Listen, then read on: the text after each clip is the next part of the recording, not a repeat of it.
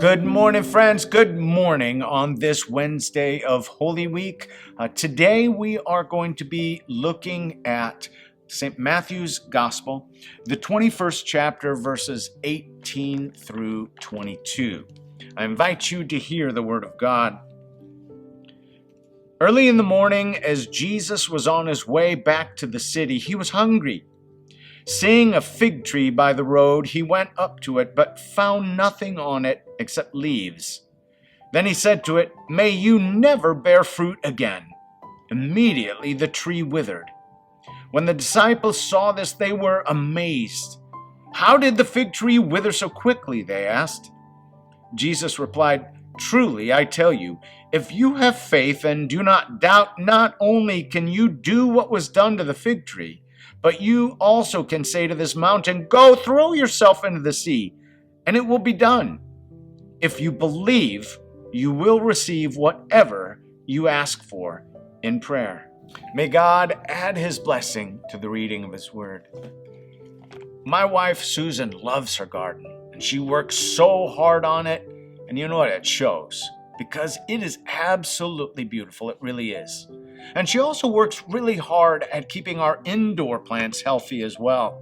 One of her very favorites is an African violet that she got in 1980, and it looks beautiful. And that's amazing to me. I definitely do not have her green thumb. If I got an African violet in 1980, it would have died in 1980. If I want to have plants look nice, I'm going to have to stick to the artificial ones.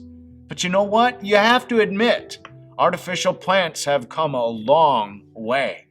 You know, I think they're so realistic today that sometimes I have to actually touch the leaves to know whether or not they're real.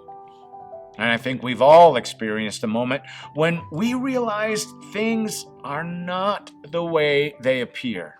In Matthew 21, Jesus sees a fig tree full of beautiful leaves, a sign that it should be bearing fruit. But when he gets closer, there is no fruit. The tree had all the outward signs of fruitfulness, but nothing below the foliage. Jesus cursed the tree, and it withered. Like the fig tree, many Israelites had all the outward signs of a relationship with God, but no spiritual fruit. They were more worried about what the Roman officials thought of them than what God thought of them. Accepting Jesus as God could create problems between themselves and the Roman government. Rome demanded its citizens and subjects worship Caesar as God and be loyal to him. And so to accept Jesus as God would be considered treason. It was much safer to go along with the status quo. Following Jesus would mean conflict, ridicule, and maybe even persecution. And friends, it's not all that different today. Following Jesus comes at a cost. It's not always the popular thing to do, and it definitely is not easy.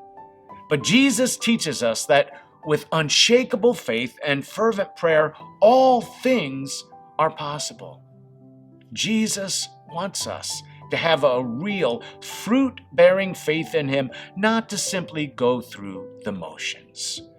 So today, let's really ask ourselves, are we wholeheartedly seeking to please God? And if not, what's holding us back? Is there any area of our life where other people's opinions honestly seem to mean more to us than God's? And if so, why is that? Now, what is one concrete thing that you can do today to make sure that you're putting more of your trust in Jesus?